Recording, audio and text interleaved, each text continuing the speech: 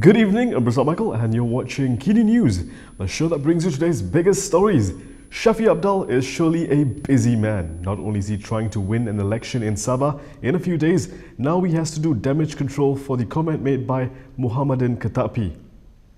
Former Tourism Minister Mohamaddin Ketapi made national headlines yesterday and angered many after a short video clip went viral, which showed him tell voters that the 2013 Lahad Datu incursion was only a staged act by the then BN-led government to show up its support in the general election. Mohamaddin apologised yesterday, and today his party president, who is hoping to return as chief minister, also apologised.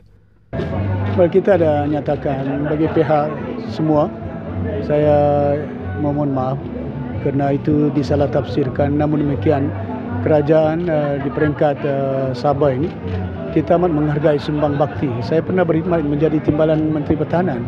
Dalam masalah COVID pun, kita bantu the frontliners, termasuk tentera 1 juta, termasuk Angkatan Polis Diraja Malaysia 1 juta, hospital 1 juta, pendidikan 1 juta, semuanya 9 jabatan kerajaan persekutuan, bukan kerajaan negeri. Tandanya kita menyatakan bahawa penghargaan kita kepada semua anggota ini yang menjadi benteng dalam keadaan sama ada keselamatan maupun dari segi membendung masalah penyakit COVID ke-19 ni. Ya. Dan semalam dia kata dia untuk memanggil Datuk Mohamaddin. Tak apa. Mohamaddin's controversial comment while campaigning in the state election was recorded on video and went viral on social media on the eve of early voting for security forces. Tetapi apabila ketika itu kononnya UMNO akan kalah pada PKR, terus ada perang di Tendua. Banyak orang mati disebabkan sendiwara itu. Sendiwara bohong membunuh orang.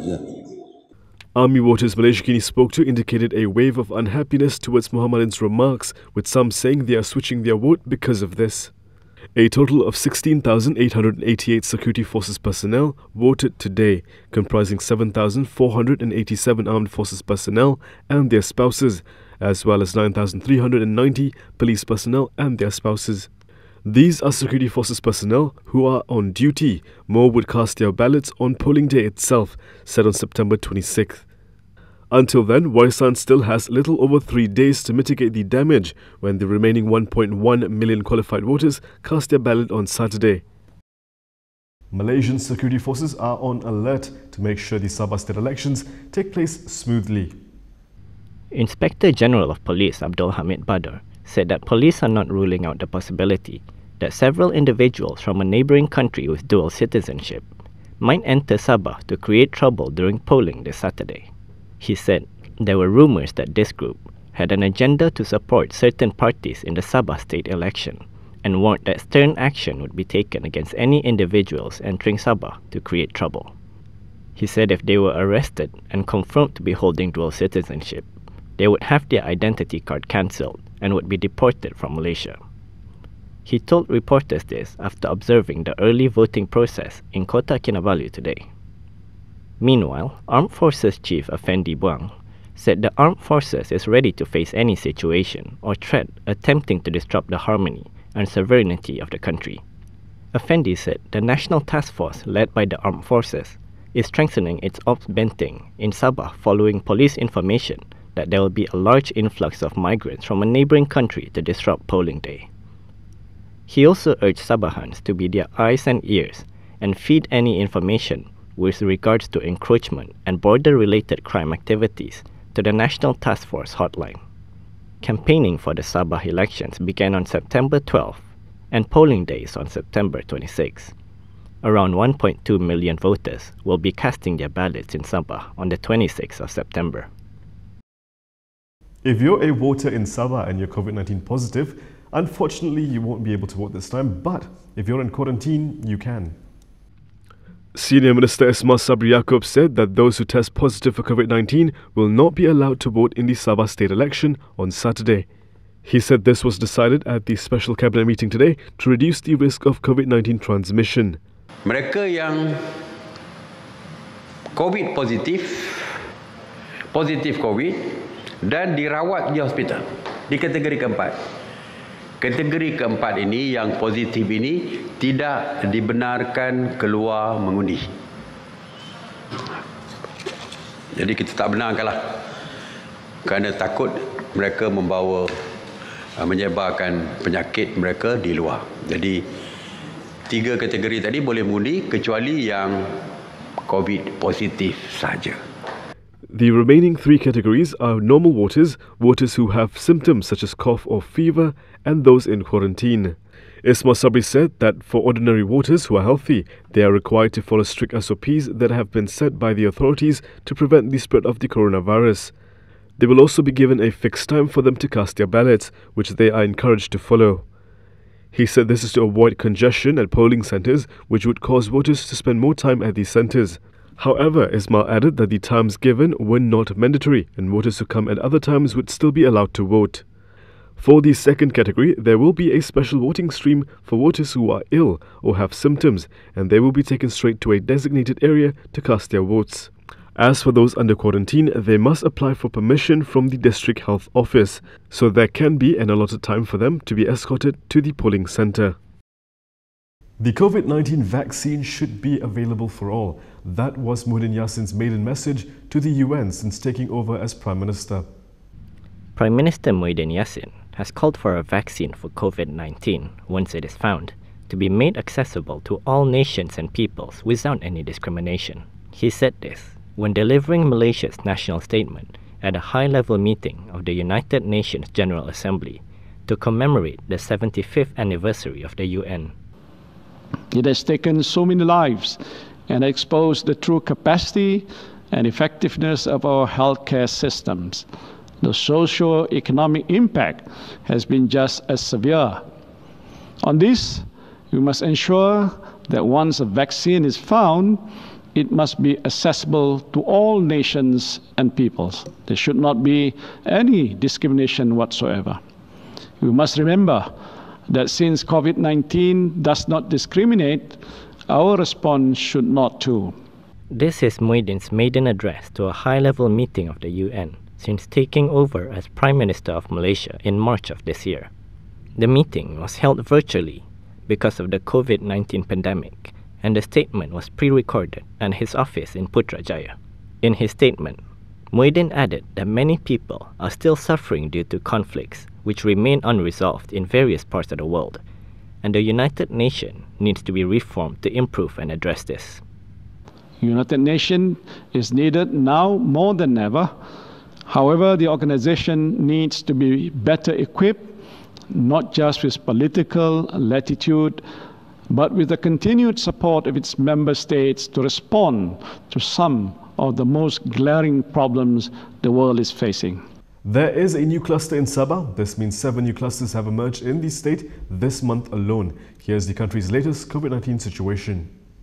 The Health Ministry has recorded 82 new COVID-19 cases as of noon today, of which 72 cases were locally transmitted. There were 10 imported cases involving 9 citizens and 1 non-citizen. 9 of the imported cases came from India, and 1 from Indonesia involving a non-citizen was reported in Sarawak. Sehingga 22 September 2020 jam 12 tengah hari, terdapat 82 kes baru yang telah dilaporkan. Ini menjadikan jumlah kes positif COVID-19 di Malaysia adalah sebanyak 10,358 kes. Oleh itu, jumlah kes aktif dengan kebolehjangkitan COVID-19 adalah 665 kes. Mereka telah diasingkan dan diberi rawatan di hospital. Health Ministry Director General Dr. Shafie Apdal said that out of the 72 local cases, Sabah reported a majority of the cases with 60. Meanwhile, 10 cases were reported in Kedah, while Selangor and Sarawak reported 1 case each. Dr. Hisham also announced the discovery of a new infection cluster in Sabah. The Bangau cluster was detected during screening at the Sempurna Hospital, which turned up 5 COVID-19 cases yesterday. The new cluster is the 7th cluster reported in Sabah since September 1st. Coming up next, the army has been roped in to help contain Madrid's COVID-19 surge.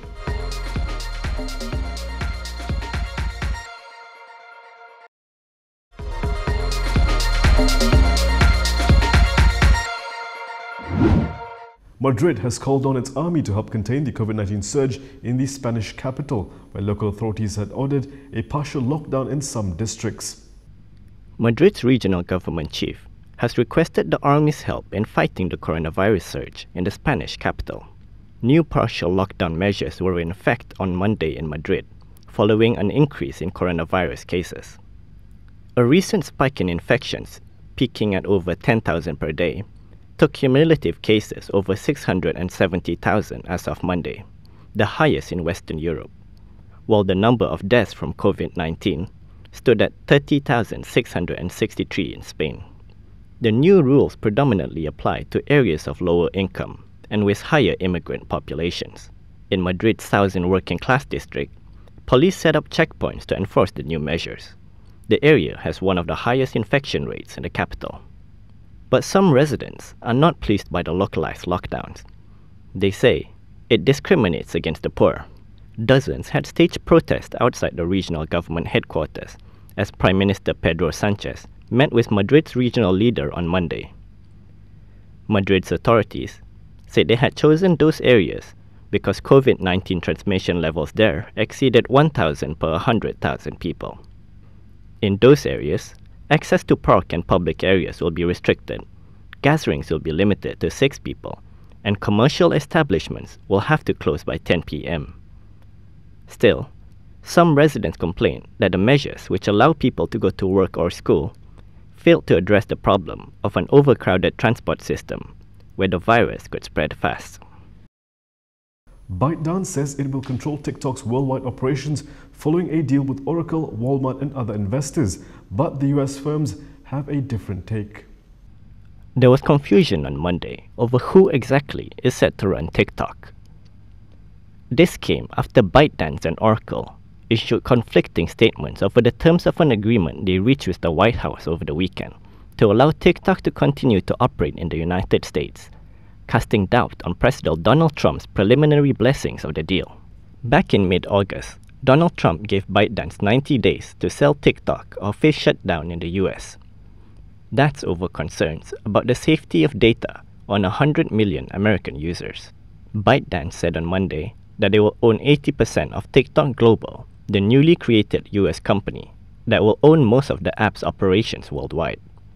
They added that TikTok Global will become its subsidiary, and said it was just a rumor that US investors would have majority ownership, while Oracle and Walmart had said on Saturday that majority ownership of TikTok would be in American hands. Trump did not comment on the conflicting accounts of the agreements on Monday, but said the deal was working its way through after he granted his preliminary approval. There was no immediate response from Walmart or Oracle. Some sources close to the deal have pointed out that US investors already own 41% of ByteDance, which would mean TikTok Global would be indirectly majority owned by the US. And that is all from me today. For more stories, you can go to KiniTV.com. You can also follow us on Instagram, Twitter, YouTube and Facebook for the latest news updates. I'll be back with more tomorrow, same time, same place. I'm Michael. Thank you for watching.